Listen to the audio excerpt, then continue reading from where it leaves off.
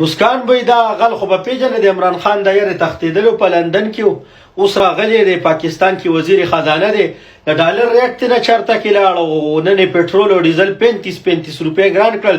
نو زه خو د مولانا کارکون یم، زه خو نیوټرل سړی یم، ما د خو د چا د کوره نه راځي صفا خبرې ورپسې وکړه. دا څه په استاد د باره کې څه خیال یا د دې نورو زه یم چې بایی تاسو نور د دې په غریب نه د پرتوک په بره مه وکاږئ. لږ پکې خپل هم په دې په حاشیانو کې حکم چې تاسو د کفایت شاریانې کوی په دې کې لږ کمی راولئ، پروټوکول دي وروره، پروټوکول دي او دغه دي او لږ خپل په دې شي کې هم لږ کمی راولئ که نه. زه یو غریب لی په زور ورکوئ پوه شوې.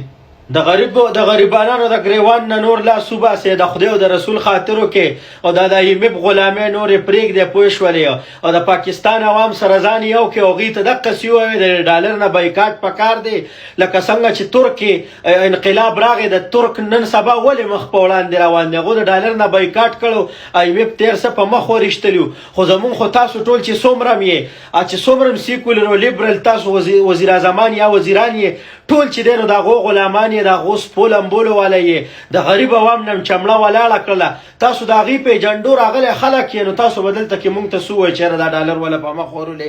نو د خدای او د رسول خاطرو کې غریب سړی نه ځان له د وړو توړه غشتی شي، بل مونږ ځان له به اوس چې دی نو جوانانو کوس واده کوو نو کالې 2 لکه روپۍ تمتوله راته له خدای هم تباه و برباد که، الله هم ذلیل او رسوا که. د پاکستان غریب ولس مو تباه و برباد که پوه شولې. نه به راتلې لکه څه ضرورت و درته.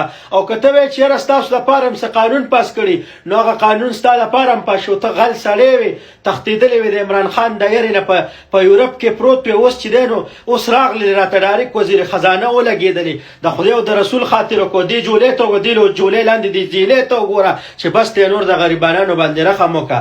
صحیح ده که نه دغسې؟ صحیح ده، بلکل صحیح. یاره ډېر بړواتوب یې شروع کړی دی، مازغې راله شاټ کړي.